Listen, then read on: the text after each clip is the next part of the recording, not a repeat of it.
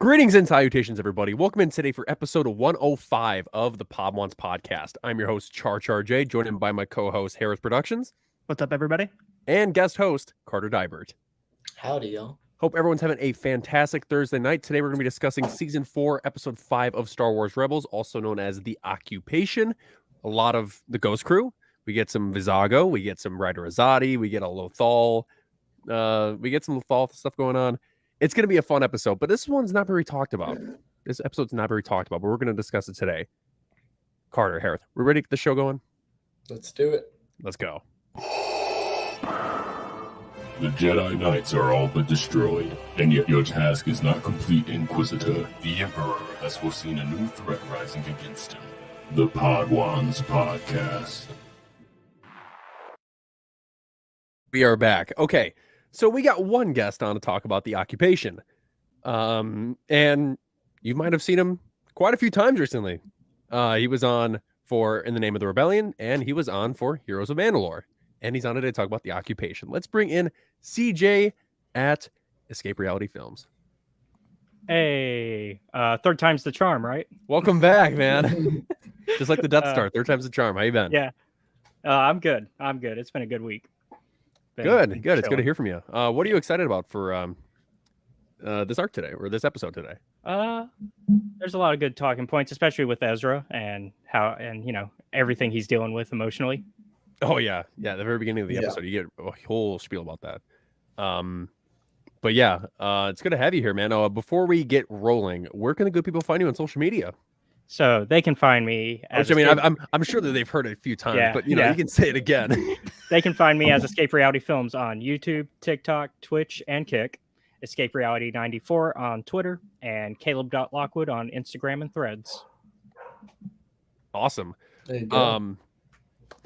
Before we get going, I want to bring attention to something that has come up over the past few days, which is obviously the Screen Actors Guild strike and the writer strike, and what we're going to be doing as a podcast. So what we're going to be doing, we're going to be maintaining the Rebels recap every week. But any content that will be produced after the strike, such as Ahsoka or anything, will be pre-recorded, altered, but will fall into the guidelines of the strike itself. So depending on how the strike goes, it will change things up a bit. But we stand in solidarity with the people that are on strike. So if you have any questions about the content that we're going to be doing, reach out to us. We'll make adjustments or whatever. But we just want to say that we are aligned with the Screen Actors Guild and the Writers Guild that are on strike right now. So yeah, do any of you want to say anything about the strike? Well, how long do they project it's gonna last? I guess just until they get a changed? deal. I mean, I think that the Screen Actors Guild strike is not going to be as long as the writer strike. yeah. But it Well, the all writing strike's depends. been going on for a while. Yeah, it all depends because like you have to put things into consideration too. Because I feel like the Actors Guild will be solved quickly. The writers thing, on the other hand, that was the start of it, and I think that'll be the first one to start and the last one to finish. So, and I mean, the writers are the ones that are getting, from what I've seen, more affected. Yeah. By this. Yeah. So, I mean, if it's so anything- bad where a lot of the writers they're saying they can't.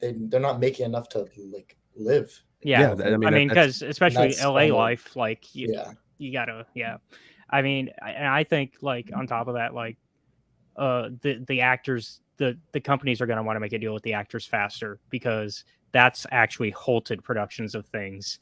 Whereas the writers, they were still able to make some movies without them and TV shows because they already had everything written. But Yeah. you can't do anything without the actors. And yeah, from what I was reading, how much the writers are bargaining for is like not even a percentage. It's like 0.8% or something crazy like that. And it's like only like $70 million per year for every studio. And none of the studios are going to put up for it, which is ridiculous because it's not even like that much money they're asking over. It's like an extra $70 million a year. And like all these studios can definitely afford it. And they're fighting over not even a percentage. The big thing that might take a while for the actors is the AI talk. That's the one that I think the producers are going to hold out on Like, I think they'll pay is going to be fine, but it's the AI talk that they're going to hold on. Yeah, with the background actors and how that's a whole scandal. That's ridiculous.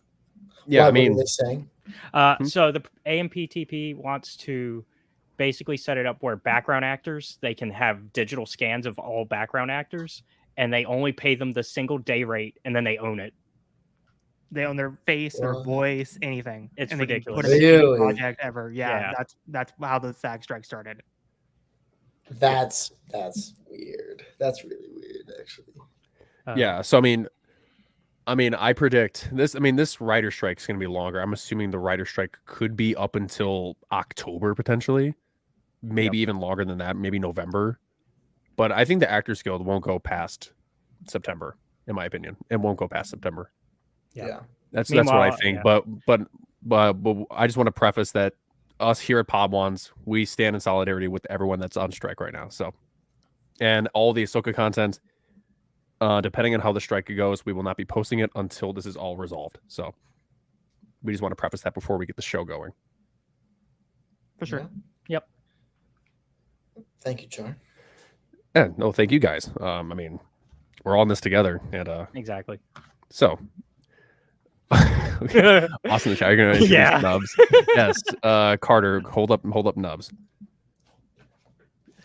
Other hand. There you go. There you go. Yeah. But yes,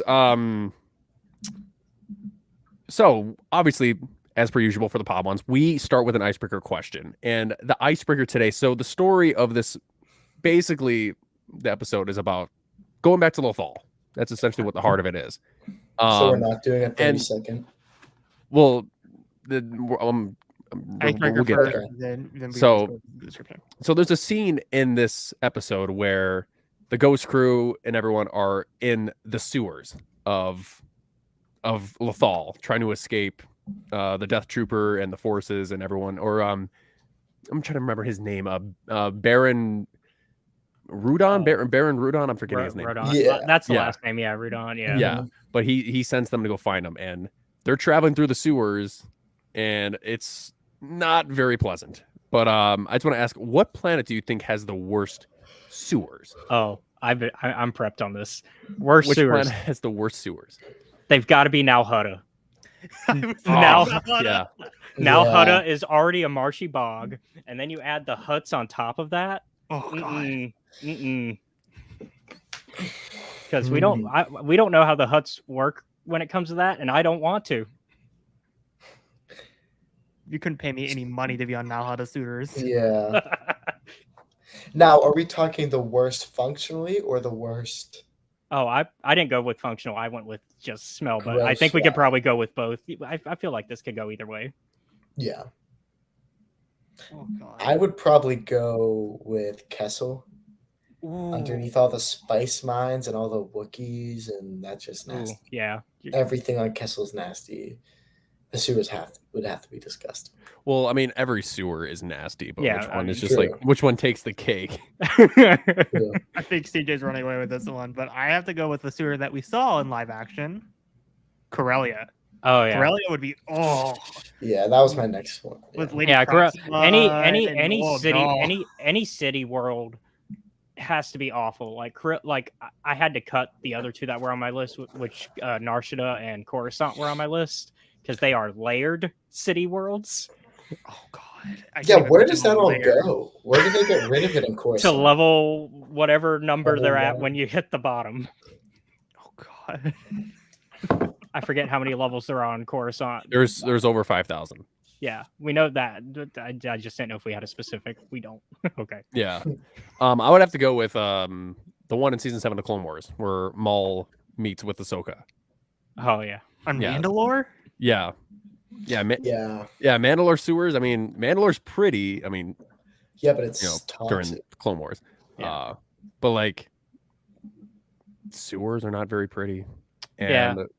there's crime going on down there as well. So it's not only is it yucky and disgusting, but there's also crime and it's Maul and That there's matches with the Corellia one. There's Exactly. crime and there's exactly it's crime and it's yuck.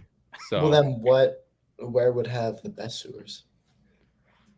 Naboo. Yeah, I feel like That's where I went. I feel like they would definitely keep them pristine as best as they can because they're sewers. You still got to expect some form of ick. Well, I mean, I don't know what the waste management system is over in Naboo, but I don't know their pipelines. You know, Padme put some bills in there to fix up like the Yeah. clutter in the sewers and like made it look nicer, and like you know Naboo has that covered with the royalty. Yeah, the sovereignty's got some good stuff over there. You know? Yeah. Death Star's got to not be great. Or they're just dumping it to What the- space. Yeah, I was Yeah. gonna say like what. Death That's what I was gonna Star say. I don't think the Death work. Star would have sewers. Well, except we know Well, the they have garbage. We know the Uh, garbage chute, and that garbage looks is- nasty too. Yeah, Yeah, the garbage. Yeah. but I wouldn't consider it like a sewer. You know, Yeah, like it's I mean, it's a moon size. Star Killer Base has sewers though, because I mean, is it? I mean, Yeah, is but it that's even? on their one. Is it even possible to be considered underground on the Death Star? Because I mean, there is no ground. I mean, Yeah, But is it? because I big mean, when you enough- think of sewer, you think of yeah. but is it down big under. enough to be Pipe working, I guess, classified is as what a I was small thinking. I planet? was thinking like there's got to be like a pipe sewage system. yeah. Welcome Yeah, to the Pod One not very podcast, where we're conventional. talking the technical definitions of sewers. Oh, yeah, great. But yeah, Carter, if you want to go ahead and give the synopsis of this episode of the Sure. occupation, go on ahead. All right. So, episode opens with the Ghost Crew flying to Yavin 4, and Ezra is upset that they're not helping Lothal. Once they get there, Mon assigns the crew to a mission to Lothal, which is in a complete lockdown. Ezra is ready to risk it all for his home planet, and while doing so, the crew makes a deal with Vizago, saying that they'll give him puffer pigs in exchange for getting the crew through the Imperial blockade. Ezra is shocked by the sights he sees on arrival.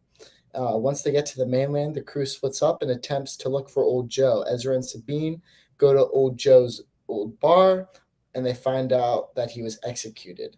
Also, Kanan and Hera almost kiss on screen. And then at the bar, Ezra meets up with his old found Jai Krell, which we met earlier in season 1, I believe. Yep. And the crew gets, while they're there, the crew gets attacked, and they have to escape through the sewers, like we were just talking about. The episode ends with the Ghost Crew escaping the sewers and meeting up with Ryder. This really sets the tone for the rest of the season, and yeah, kind of That's pretty much it. I State mean, of events. Yeah. Yeah, so yeah, very beginning, you see Ezra is like he's freaking out about Lothal. He's having a dream. He kind of foresees that Lothal is under the siege, and Well, yeah. he was right. He was right the entire time. Mhm. No one was like, because Kanan was telling him, "Oh yeah, don't worry about that. It doesn't matter at this point." But he's so hyper focused on this, and then when they get there, he was completely right. Yeah. Like the whole And it was place, worse. the place looks completely different. You see that there's an Imperial blockade. It's locked down tight. The You cannot- skies are red. Everything's Yeah, on it's- fire. Killed one of the best Lothal characters ever. Yeah. Yeah. Rest Killed in the peace. trivia question while at it because that was a Rebels trivia question in the 12-hour stream. What, Old Joe? Old Joe Old with a Joe. trivia question. Yeah. Because remember it was the Imperial propaganda was a question. Yep. I like some of the tie-ins that they had to previous episodes, like getting Jai Kell back, because And that was one of the early episodes of this show that I was on, because I was on for that arc. Oh yeah, because we talked about the novelization. Because I talked about the books, episode. yeah. Mhm. And it's funny because Oleg, the name that Jai calls him, is one of the troopers that was at the academy with them, and he's one of the ones that stays and is more of a loyalist to the Imperial Stormtrooper stuff. Oh yeah, because there was the two. There was the one that like, you were talking about that tries to go undercover as an Inquisitor, and then there was the one that stays behind. Yeah, because Oleg was like the bully. He's the one that you see in the episode push them off they're competing with. To get up the little Yeah, the one navigation that you course, never whatever. see his face because it's always in the Stormtrooper helmet. Yeah. And as Obi-Shawn just pointed out, anytime I hear Dante Basco's voice, I just get immediately taken out of the scene because I'm like, that's Zuko. That's Zuko from Avatar: The Last Airbender. Yeah, there's a certain trailer I've been seeing for a movie that I'm not going to talk about because we're not talking about that stuff. But I keep seeing Dante Bosco, and I'm like, that's Dante Bosco. That's Dante Bosco as blah blah blah. But yeah, like I like him as Jakel though. It's a good, and I think this episode does a really good job of connecting everything that we've and leading, like, because we've had this overarching story for Lethal, and I think things are finally coming to a head. You could say the stories are interconnected. Yeah. Yes. Hereth, why do you always got to segue that in? Oh my god, you have to every time you get a chance to mention interconnectedness, you shoot the shot. But hey, I'll let you cook. I'll let you. It's cook. like being Carter if they fly now. Every time we get a chance, we gotta just put it in there. Yep. Yeah, last time it was automatic too. It's always automatic. Real quick, so we'll just do the first question. This is a CJ. Would you have acted any different if you were Ezra in that situation, seeing that everywhere you grew up was kind of destroyed and being held captive? So kind of like what I was kind of leading into. I think Ezra's reactions are very natural, and I definitely feel like in that exact situation, absolutely, I'd be feeling the same way as him. I mean, and it makes even more sense with somebody like Ezra, who, like I said, we've been seeing this journey for him and his love for Lethal since the very first episode of this show. And so I think in that situation, absolutely, I would definitely be feeling the same way as him. Yeah, I agree. And like knowing at this time Ezra's young, he's only 19 in season 4. So it's like, though, yeah, he's matured like a crap ton since we saw him in season 1, he still has that nostalgia to Lethal, which respectfully so I think anyone would act like that. But then it's also interesting to see like Hera not wanting to go back until like mom told her to, and like Hera a few times, like, because I just rewatched the season 1 finale, she's like, no, just leave Kanan, like you have to leave him. And then now again he's like, no, just leave Lethal.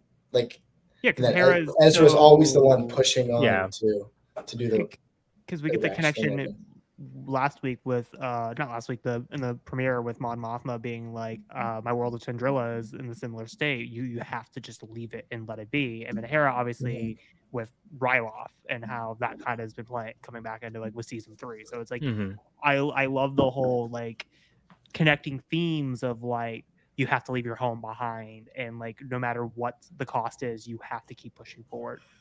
Well, I mean, it's funny because I mean, if you rewrite that question and you replace Ezra with Leia, it just sounds funny. Yeah. Would you react the same to your planet being destroyed, little boy? Yeah, it actually got destroyed. Yeah. So, and I feel like that she acted a lot different than what Ezra did, because Ezra was just he was feeling that it was in danger. He foresaw that Lothal was going to go down, but Leia, Alderaan gets obliterated, but she's still focused. She knows what she has to do. I think there's a couple differences there, and I think I think there's nothing wrong with either reaction. I think in the case of like Leia, Mothma, and Hera, they have been trained essentially for this their moment. entire lives. Yeah.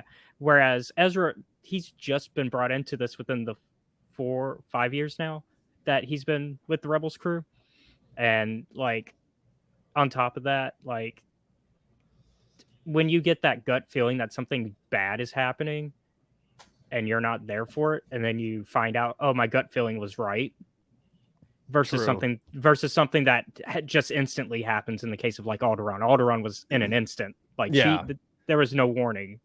Yeah, I mean, and then when you think of Leia, like none of it was in her control. She couldn't have done anything about it. But Ezra blames himself for not being there when he needed to be there, because he felt like that all of this was on him. The burden was on him, and it shouldn't be. Well, I think he's feeling frustrated, and he's feeling frustrated too, because he's been saying this. Yes. It's like no one's been listening to him. Yeah. Yeah, I mean, that's the thing too, because Saw was talking about, because when they mentioned Saw, they're like, oh, that we've already lost and all this and this, and Ezra's like, and then Hera's like, get your head out of the gutter. Don't worry about it. they rub it off, but once they actually go to Lothal, the whole entire mood shifts into like, okay, Yeah. well, we need to contact Vizago. We need to give him these puffer pigs so we can get access. And we have to make sure that we get to Ryder, because that was our mission. We were tasked to meet Ryder on Lothal. And yeah, I mean, right after that, it leads right into the next episode that we're going to be covering next week. Yep. But And I know I mentioned it earlier in the premiere of season 4, but I feel like this is kind of the part where you can feel the Disney XD's budget kind of started like creeping in. It's not a thing you won't notice on your first couple of viewings. This is something like you notice on your third or fourth or fifth viewing, where it's like you could tell this is when they're like, we have to kind of just limit everything just to Lothal. Like we can't really go outside of Lothal. We have to kind of keep everything a little bit smaller scale, which is not a bad thing. It's just like, I think they do a really good job of containing the story, making it more character. I mean, plus it works Well, on the Rebels it is works. great With, at. I think it plus works on the narrative. perfectly. It works on the perfectly. Yeah. It works perfectly, but it's just something you notice after like your first viewing. Yeah. You're like, oh yeah, this is definitely something that happened behind the scenes, which is, like I said, limitations in Star Wars is definitely not a bad thing. It's actually a really good thing when it happens. When Yeah. the creators start getting limited and they have to like think Be creatively and like working be around. creative. Yeah. Which is why I think Mhm. again. I think when Filoni's limited, it starts like that's when you really start seeing his creativity start bouncing off the walls, and you can start seeing like the characterization start really coming to the forefront. Yeah. I mean, no, that makes complete sense because season 4 is probably the best writing out of any. Yeah. I don't know, Season probably 4 of is my any. favorite season of It's Star my Wars. favorite season too. Yeah. And to bring it back to that point about Leia, it's also interesting because Leia and Ezra have been in the rebellion fight for around the same time. Because Leia and Princess of Alderaan is Yeah. when, because that's when she finds out. Yeah. She's only like 14, I think, maybe 15, maybe even 15, and that's when They're the same age. They're the same age as Ezra. Yeah. That's They're what I'm saying. They're the same couple age. days young, because Pablo recently talked about it. She's like a couple days younger, but that's about it. Yeah, she's a couple. No, I think he's a couple of days younger. No, because he was Or- born on yeah, Empire Day. He's a couple of days older. That's what I meant. Yeah. But obviously she's been trained in politics her whole life, Yeah. which is probably that's the biggest thing. She's been trained in Yeah. politics her entire life. He's been an orphan his entire life and doesn't know how to. It's manage also his very emotions. interesting. Again, I haven't read Princess of Alderaan, but I know like the kind of like general broad strokes of the story. So I find it interesting that like Ezra kind of stumbles into the rebellion and like he just kind of like finds that Kanan and like Hera are doing this, while Leia literally pushes her way in and like disruptively becomes a part of the rebellion. It's like I love how like it's like they're polar opposites in Yeah. that regard. Because Leia wants to be Yeah. part of the movement, whereas Ezra's like, oh, I just happened to fall into it. Yeah. Yeah, because you get a lot of Yeah, those lines Leia- with, like with Hondo and stuff when he's like, sorry, I didn't mean to interrupt you. When he's like, oh, if it wasn't for you guys, I would be like Hondo. I'd just be a thief and a criminal just getting by. Mm-hmm. Yeah, and it's also because we were talking a little bit about connecting it from earlier in the season to the rest of the season.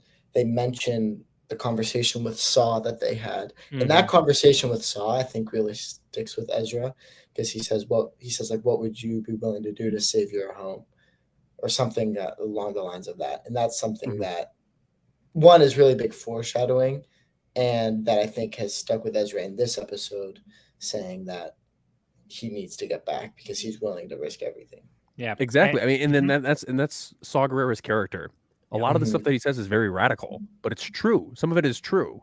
With you know, if you want to be able to do this, you have to go. It's either you're all in or you're all out. You can't you can't half-ass this. Like if you want to go and save your planet or you want to save the people you care about, you have to do whatever it takes. You don't hesitate for no. Like you just got to do it. Yeah, And now it's catching up to him. Now he's like, Saul was right. I should have listened to him. I should have just taken action while I had the chance. It's He's interesting. not always seeing- right. Oh no, that's why I said he's very radical, but a lot of the stuff that he says is true. It's interesting seeing that, like, because we get that meeting with Mothma where she's like, "All right, you're authorized to go there, but we don't know how to extract you out." And Ezra's like, "I don't plan to leave." Yeah. Yeah, And which then I don't blame him. I love that foreshadowing. He's like, I'm gonna be here to stay. You're like, Dave Filoni, I know what you're doing. I see what you're doing. You son of a bitch. Yeah, which is funny. I mean, like when we're talking about Ezra and Lothal. I mean, we mentioned Leia and Alderaan, and then we're mentioning all these different planets and their homeworlds. I just want to ask you guys, what is your favorite, like, what planet in Star Wars would you want to be your home world? Because, I mean, I was watching Empire yesterday with my girlfriend, and I was telling her, hey, I've said this before, and I've said this millions of times before. Bespin's the way to go. I love Bespin. Yeah, That's you just get me. you get no nature if you live on Bespin. Yeah, that's the problem, which is why I went with Naboo. It's one of the few planets that feels like it would have a livable climate that doesn't get destroyed completely, because every other livable climate planet gets messed up. Operation Cinder does happen though. Yeah. Yeah. Battlefront 2 campaign. Yeah, and Palpatine is from there, but I think my other options would be a little bit colder. I don't want Hoth, and if it's not too hot or too cold, then it's filled with crime. So I think I'm best off with Naboo. I am gonna go with. I was thinking. I'll let you go. Look at that, Nick. Nick's in the chat. I would love to live in Iram. The description in the book sounds so incredible. Yeah, I mean, those High Republic locations are pretty nice. Yeah. I didn't even think of that. Yeah. So I was originally going to go with Endor, but I was like, that's not technologically advanced, because I was trying to think of like forest planets as a whole, because I think that would be, again, just where I live right now. I like that's where kind of my mind's at. And I was like, the next best option for that would be Takodana. And I think Takodana just kind of fits that kind of like very naturey aesthetic, but also still being very technologically advanced, and also its connection to the High Republic and like the past and that kind of stuff. So it's like perfect. It's like still very pirates. Star-Warsy, You get to be friends foresty. with you get to be friends with back in the day in High Republic, you got some of the best pirates. Yeah, and you also get Maz Kanata. You go to Maz's pub. Well, and the just leader chill. of the pirates, and you got Dexter Jetster. Oh yeah, Dexter Jetster's in the Takodana. I got Dexter. I win, guys. I'm sorry. I win. You can't top this. I love how we're mentioning Dexter without Luke. This is great. First time ever. We mentioned his Luke's ears greatest burning. He knows. shadow without Luke. He knows. What do you know? But no, all I'm saying is that the aesthetic of Bespin is just incredible. It's very, just think the it's very structure, pristine. Yeah. Cloud City, and then with the orange and the pink and yellow sunset. Oh my, it's so pretty. And until the Empire shows up, you got Lando running it. So I mean, well, and then I can run with Wilrow Hood, so no big deal. Oh, you can get the ice cream maker and start Get running. a bunch of ice cream. Unlimited Camtona. Yeah. But yeah, Carter, what's your what would you want to be your homeworld in Star Wars? I'd probably have to go with CJ and go basic with Naboo. Naboo's pretty. Like, yeah, I don't mean, get it's, me wrong, and Naboo it's is almost beautiful. and it's the most Earth-like because it has Yeah. like I feel like Naboo, like while we see mostly the green, it feels also like there's just other biomes in Naboo. Yeah. Whereas Like, other it's like planets in more Star Wars are a controlled. single biome. Yeah, like Jakku and Tatooine or Endor, or Camino. Like Yeah. You would wanna live on Naboo, and then you'd somehow end up on Tatooine. Yeah. I don't Or you want get dragged to Coruscant with all the politics. Seth and I on my show have said that there are only two places that we will absolutely never live in Star Wars: Tatooine and Corellia. You know, honestly, valid. Yeah, Corellia. Though it is cool and it's got a lot of history to it with like some of our like favorite characters, like It's just so corrupt. Dengar's from Corellia, Wedge Antilles is from Yeah. Corellia, Han's from Corellia, but It's just so corrupt. it's so run down and it's so Even in the bad. even in the High Republic, it's so corrupt. Yeah, it is. It's not an ideal place for someone to want to live. I mean, as a fan, no, I don't think anyone would willingly choose Corellia because it's just not like. I wouldn't say it's inhabitable, but it's a very bad environment. Yeah, I mean, And it's still the opening of Solo. yeah. Yeah, it's bad. I feel like Cornet if you wanted Spaceport's to all right, but Yeah. If you wanted to settle down, you could go to Sheely, live with all the Togrutas. true. In Okay. what's it called? In Tales of the Jedi. Like that looked very peaceful. I think a very peaceful way of living.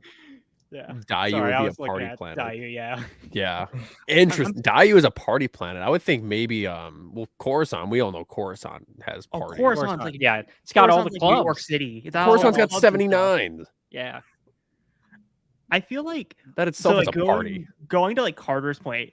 what would be like the sunbird planet where all like the like all the other people like are trying to like nest in the summer and the winter? Like what would be like the cold planet they would go to? What would be like the like somewhat like warm but not too hot planet? Yeah, because it can't be like Oh, like you're talking like Not too cool. like middle like Oh, 60 degrees. the Florida. Where do Star Wars. where do the senators go and ski? Because Where do they? Oh, yeah. that go to like Arizona and Minnesota. So like they'll go to Minnesota during like the Before summers, and Alderaan then was Arizona before during the Alderaan winter. was destroyed, that was definitely like because like we see all the Oh, mountains. Alderaan would have been perfect. Alderaan. Yeah. We see all the mountains and everything, but yeah, I didn't pick Alderaan because it's gone. I mean, Oh my God! Wait, Nick, you're right. You're onto something. Niamos, From yeah, Andor yeah. would be Andor. perfect. Yeah. That'd be the perfect winter planet. You just go to Niamos for a couple months. You get like an apartment or like Yep. like an Airbnb house. Condo, And you just yeah. go Is down. Niamos like Star Wars Hawaii? I think people were joking it was the Miami when that episode came out Miami. Okay. because Yeah, I I was remember like when somewhere tropical because I mean, Scarif, you could say it, but like it's literally Yeah. Imperial occupied. No one Yeah. would want to live there if you're not in the Empire. But yeah, because I Uh, remember when that episode of Andor came out, people were like, "Oh, yeah, it's Space Miami," because especially with the music that was playing during that scene. yeah, it was very like Miami vibe-esque. Yeah, Okay. Like, Or Miami yeah, Vice, my bad. yeah. No, I knew what you meant. Like I was joking. Imagine having an Airbnb in Niamos. Like you would have bank every single month because people would Watch your step constantly because booking that place you'll go to out. jail for 5 years. Yeah, just Hey, it sounds like Yeah. an MSU. You get your money Yeah. immediately. You go to jail for existing on Niamos. Better watch out. Well, speaking of people going to jail and not getting a break, this is a good segue to the next question. Go ahead. So obviously in this episode we get like the really fun dynamic where everyone starts to split off and like go on their own missions. We get like Ezra and Sabine going to Old Joe's. We get Zeb Mhm. looking at speeders, and then you get Hera and Kanan who are just kind of like scouting out Lothal and just trying to find information. And then there's like a little moment where like obviously the stormtroopers are about to like, get them, so they immediately get scored into the alleyway, and they're about to like kiss, and like it's like a very like Empire Strikes Back moment where you're like, oh, they're gonna go, and then they get blocked. I was about to say the whole word, but I can't say it on here. And Zeb's like, hey, there's the speeders right here. So obviously in Star Wars we have tragedy relationships. That's just kind of how it goes. Who else do Yeah. you think deserves like a somewhat happy relationship with Star Wars? Because they're very far in between. Hera and Kanan are like one of the That is the number one. yeah, that's the number one. But like, I gotta say, I'm all on board with the OG Star Wars couple, C-3PO and R2-D2, deserving the happiest of Hey. lives. They've been through so much of the wars in the stars. They've been major players in all of them. The only two times they're not a major player and they got a break was the Ewoks cartoon and movies and Solo. Outside of that, they've been involved in everything. So they deserve to live happy lives. I have a good one. Go for it. Thane and Sienna. I knew you were gonna go there. I had that one in yeah. the chamber, and I was That's like, that's the most tragic one. Obi-Wan and Satine. That would have been, yeah. Yeah. From a more, Uh, yeah. Every time I think of like a relationship that that could have been but never was, it was Obi-Wan and Satine. It kills me. Yeah. Like every single time I watch the season 5 arc of Clone Wars, where there was the Lawless arc where Satine, gets killed by Maul, and I'm just like, no. Why does Maul do this? Why does he just take everything away from Well, Obi-Wan? Maul can't use his, so why should Obi-Wan be allowed to use his? I know.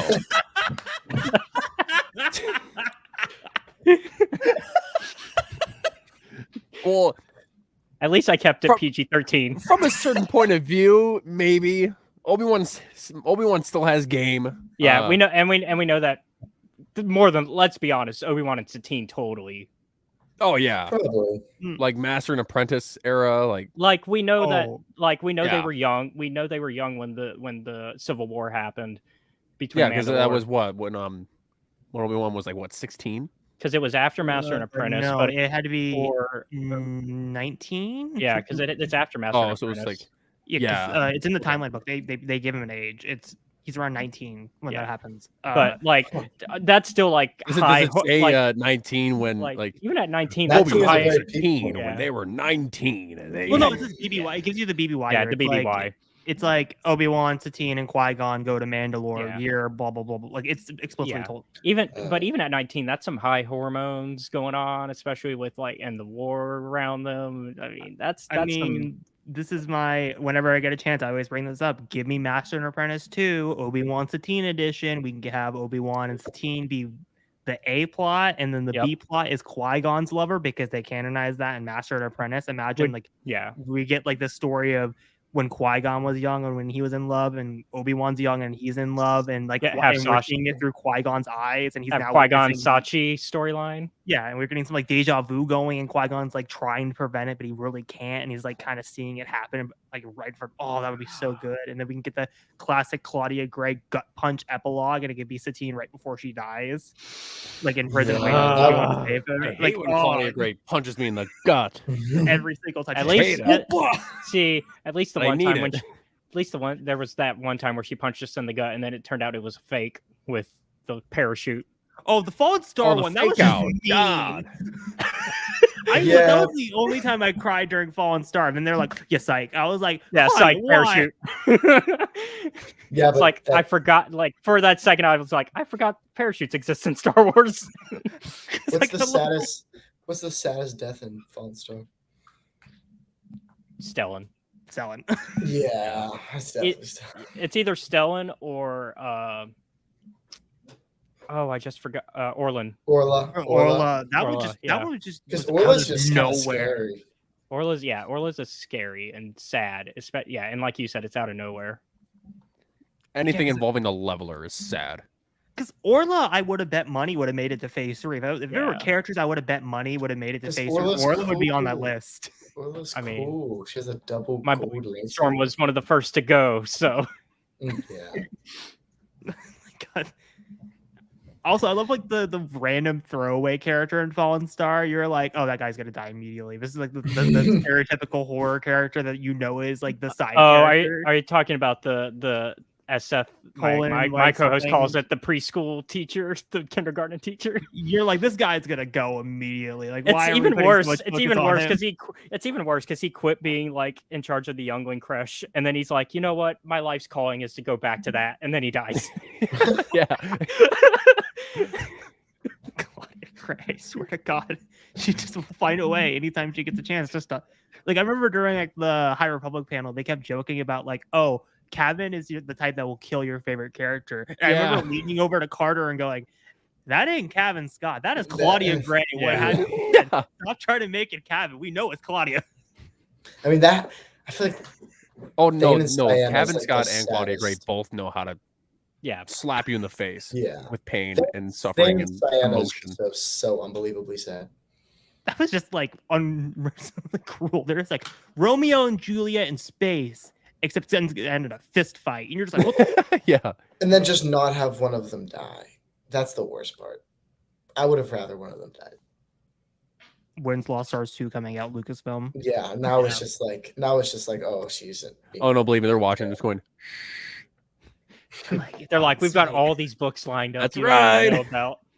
Keep it quiet. It's coming. Would you guys remember that the rumor that there was gonna be like an adaptation for Lost Stars? I know they did a manga. It's been I know, rumored. yeah. No, Yeah, I have they the did manga. do a though. manga. Uh-huh. Yeah, I have it, yeah, but there Which were I like, want that. there was I talks- want the Lost Stars manga. make yeah, that just an yeah. anime at this point. You've got the manga. It's the blueprint right there. Yeah, exactly. That's what they were saying. They're gonna make it an Oh. anime off of the manga. Oh, Yeah, I so would isn't there love that. one- I would they love could- that so much. And then they Isn't can do there that a Leia with Princess of Princess, Alderaan yeah, one Leia too? Princess of Alderaan as well. And then Yeah. there's also a Luke one based off the lead up to Force Awakens books, the before the Force Awakens. It's like the Oh, Legends the of Luke, Weapon of the like the Legends of Luke Jedi. Skywalker, or It's Oh. no, it's oh, I can't see it from here, so I can't. Yeah, is it the but- one with Poe on the front cover? Is it one by Greg Rucka? no, it's part of the like the Journey to Force Awakens initiative that they did. Yeah. Oh, Yeah, There's one So by it's like- Jason Fry. There's one by Greg Rucka. I'm trying to there's- remember was what it? Before the Correct. Awakening, Weapons of the Before the Jedi. Awakening. Weapon of before, yeah, Mhm. weapon of Yeah. okay, so Weapon of the Jedi. That's it. Yeah, before the Yeah. Oh, Awakening. Weapon was of the Jedi. Correct. They Yeah. made a manga for that? I think. I know they did a comic. They did a comic also for the Han Solo and Chewie one, and I have the Han Interesting. Solo and Chewie one at my house. Yeah. the only problem with like those type of adaptations is they shorten the story, and it's always like the important stuff that gets cut out. Same thing with the Thrawn comic versus the Thrawn Which- novel. Do Speaking of you which, guys know I was- anyone that has the Thrawn comic? No, but I was talking about this with a bunch of people on Shift's Twitter. So they were making a joke. So MJ made a tweet that was like, like the perfect world tweet where it's like the meme template where it's like, if society was blah blah blah blah blah. And she made a tweet that was like, if the Thrawn alliances and treason comic adaptations came out, and I quote tweeted it going, society if the Ascendancy trilogy got comic adaptations, because like for the longest time, I've always tried to imagine like, what does Jixtus look like? What does like the Yeah. Grists look Yeah, like? that's my big one. Is what do the great because I've already had this conversation off air of I don't like where it's going because that sounds too much like a certain alien species from Legends I don't like. But It's just like you don't know what they look like. You're just but like, we don't know what they actually look like because we've never visually seen them. So It's just so Well, interesting. When just seeing their ships and everything would be really cool. oh yeah. But Char, you know what's also interesting? Oh, I know it's interesting. I think, oh, I don't know. Remind me, please. 3 interesting facts about a certain Rebels arc that you didn't know about until now. Oh yeah, part 44, the Occupation Edition. Fact 1: a neat change to Sabine. The back-to-back plots of the Mandalorian and Saw Gerrera arcs meant Sabine did not have time to customize her season 4 look. Now her hair has changed color for the rest of the season, but also all the lead characters get redesigns, if only for their undercover mission. Fact 2: a brief appearance long ago. Old Joe's is now operated by Baron Valen Rudor, an Imperial pilot first seen in the shorts that introduced Star Wars Rebels prior to the season 1 premiere. He was given parade honors in the season 1 episode Empire Day. Fact 3: the murkiness of Lothal. The design of Lothal was meant to emphasize the ecological mismanagement of the planet, transforming the pastoral grasslands into something akin to the Dust Bowl era in the United States. As per design notes, the pollution of dust and smoke would make it unclear whether it is day or night during Lothal scenes. And there you have it. Those are 3 interesting facts about the occupation. Oh my god! Yeah. Well, But we got to talk about the redesign for Zeb. Oh god, the hat. Oh, his yeah, hat. The hat is hat. That so was bad. that was a visual Dan choice. Aykroyd. yeah. I was like, I like that what they are you doing? and Hera has a little redesign too. I love when Jeez. Chopper's Harris going at. looked- I love love Chopper Harris ripping look. into all of them in that episode when he's like, He's like, you look, "You your look outfit stupid, sucks. and you look stupid, and No, you look I stupid," don't- and then gets to And then Sabine, it's who's like, Sabine, "I can I'll repaint you." paint you again. Yeah. I think this is unironically one of the funniest Rebels episodes. Like it has some of the funniest scenes, like because like they have to kind of throw those type of scenes in here because it's such a dark episode. You have to kind of undercut a lot of it with Oh yeah, jokes. like when the puffer pigs take Yeah. out the stormtroopers. Like, But he goes okay, like, "I guys." got you. We're gonna go somewhere else." no, or What else? the line of like when like everyone's like trying to get the puffer pigs in their crates, and then like Zeb is sitting up in the corner sulking. Rex is like, "What are you doing?" And he's like, "I'm not allowed near them because my face is quote unquote scary." And shit like that. It's just like lines like that are like really good, and like obviously Chopper making fun of their looks. Like give like these like really funny like blink and you'll miss it, like just to undercut like the tension just a little bit. Well, we've And got it's to not be like happy. I'm, like, an We've got to be MC happy that one way. last time because the That's rest what I of was the gonna way, say. This was like the last time that everything's kind of happy. And Yeah. then- And then these Yeah. next few episodes Are let's say just shit hits the depressing. fan. Next one's fine. Next one's fine. yeah. Next one's really not that fine though. Mm, The next one's pretty kind of bad. Then the one has really, yeah, I we'll mean, get you there. just- and It's then it's just- just and and then it's just then- really really bad. And then it's like really really bad. And then it gets maybe a tiny bit better. And then it gets really bad. Isn't it just and hits you in the weird? gut. Isn't it just weird that this show ended 6 years ago? Don't Yeah. remind me. Isn't that weird? Like it's been that long It's been since too Rebels long. ended. It's been too God long. Damn. But let's get into the ranking of the episode. So, So, CJ, you're obviously- very familiar oh. with this ranking. Oh, Oh, I felt like Char was ready to go. I will say the ranking. So the bad is Ensign, okay is Lieutenant, good Captain, great Admiral, Chef's Kiss, Grand Admiral. CJ, I know that you're familiar with the rankings because Yeah. you have been on quite a We- bit. Now, we I'm just just- not talking about these past few episodes, but you've been on quite a bit to understand Yeah. how this all works. So where does the occupation rank for you amongst all of the Star Wars episodes and arcs of Rebels? I'll put it in Admiral because, like we discussed the past few times, pretty much every episode this season is Admiral until you get to a certain point. Then it becomes Grand Admiral. What CJ? I'm literally just gonna copy and paste what CJ Yeah. said. So I why feel am like even we're- gonna repeat. For the sake of the audience, because maybe there's some people who've never watched us, and Mhm. It's like, again, it's like I've said this so many times. It's like this season it's just Admiral across the board, and then you get your Jedi Knights, your World Between Worlds in the series finale, and it just pops up, and you're just like, oh shit, this is what Rebels like is made of. Yeah. I would say I'm on the fence between a captain and an admiral I'm right with you, Carter. because, I'm like, right I with you. really like the stuff with Ezra. I mean, I like all the stuff with Ezra, but I really like this episode with him just because of how you get to really see the beginning of his emotional roller coaster that's going to happen. I'm just going to say captain because I would say the next episode is better, and I think that's great. If But I it was think like a this tier one's list, good. it would be like the bottom of Admiral. For me. yeah, Like, it's like yeah. Yeah, so I would say a captain, so it's pretty good. mm, Yeah. Char, where you gonna put it? I'm right with Carter. It's a captain. It's a very high captain, but Yeah. I mean we literally talked about this before we started the show. This episode is not very memorable. Like I mean, we were Yeah. talking about this. We kind of forgot about this episode. I But think the next two everyone kind of combines in the same ones because next is Something. Rebel Assault, right? No, Mm, Flight of Defender. Flight of Defenders. Then Rebel Assault. I feel like I don't these think it's three something episodes else. just go together. Honestly, that's how I remembered season 4. I thought these 3 episodes just they all kind of like mesh into one episode in my brain. What are the next? Oh, Kindred. Mhm. Oh, then Crawler, then Rebel Yeah. Assault, then Jedi. So Jedi Knight really is pretty late. Yeah. Well, because Well, it's you got to Not think 'cause late, but season 4 was released. Remember, because they split it in half when they Mhm. released it on Disney XD. It was like half season 1, half 4, half 1, season 4, half 2. And doesn't season 4, half 2 start with the Jedi Knight arc? yes, because probably they starts do. with Rebel Assault. No, Yeah, because the first half ends in November, and then the second half started in February, and Jedi Knight was the start of that. And they aired Oh, Jedi Knight and Doom back to back, and I'm on for the Which is a Jedi Knight really- episode, which and I is have really feelings good. about that, and we'll talk Doom's about almost- that during that episode. Doom's almost sadder. Yeah, No, I've got- because Rebels has the thing where it's very mature. Mhm. And it like I've talked about this. I think I talked about this during the Book of Boba Fett Tusken episode. I love how there's just an entire episode dedicated to grief and how it affects the Yeah. characters, and you're seeing all the different stages within all the characters collectively.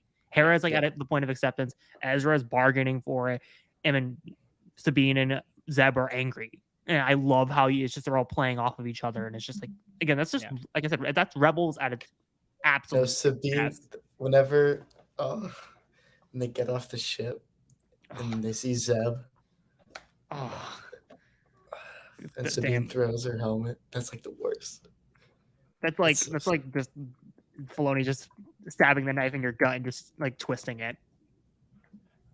But Oh, and that's what Filoni does best. yeah. CJ, Oh, where can we find you on social media? Oh. Where's okay, yeah, we're going there. So y'all can, like I said at the top, y'all can find me on YouTube, Kick, and Twitch at Escape Reality Films, where currently you'll be finding me playing Baldur's Gate 2 Enhanced Edition on Mondays and Fridays around 4:30 Central Time, as I prepare for Baldur's Gate 3 coming out in 2 weeks, I think. And then if I can start early enough, sometimes I'll post that I'm live early on Twitter at Escape Reality 94. And on Saturdays, you'll see me live with my friend Seth for Escape Reality Star Wars Talk, where we discuss Star Wars, but also anything nerdy that happens whenever we get on tangents. This week, we'll be discussing the second volume of the Han Solo and Chewbacca comics from Mark Guggenheim. I have that one. I don't have a Yeah. lot of comics, but I have the like the bind. for Oh it. yeah. Uh-huh. Carter, where can we find you on the social medias, even though they're not really active in Star Wars? Yeah. Find me on Instagram at Carter Divert and here whenever I come on. Where can good people find you, Hereth? Well, you can find me at Hereth Productions on TikTok, Instagram, and Threads, even though I barely use the app and I just advertise it for sake. I don't know, just follow me, I guess. And then you can find me on Hereth_edits on Twitter and Twitch, because I am going to start streaming soon with the Marvel Spider-Man 2 trailer coming out. I'm probably going to start streaming Marvel Spider-Man PC modded just to get hyped for the second game, because that's kind of my drag back into content creation. And of course, you can find me here on the Pod Ones. And of course, every single time I get to bring up trivia. This week is Keegan versus Haley, and definitely go watch it. Each match of trivia is its own like animal in terms of production, so I definitely would recommend giving support for that, because every single view literally helps us continue to the next season, because we need to it helps us fund the next season essentially. Yes, absolutely, Hereth. Yeah, go ahead and check out those trivia matches. We put a lot of effort into them, and I'm sure you'll love them. I know Nick is in here. He's doing some good work. He's doing some good work as a competitor. But And Char, where can the people find you? people, The good people.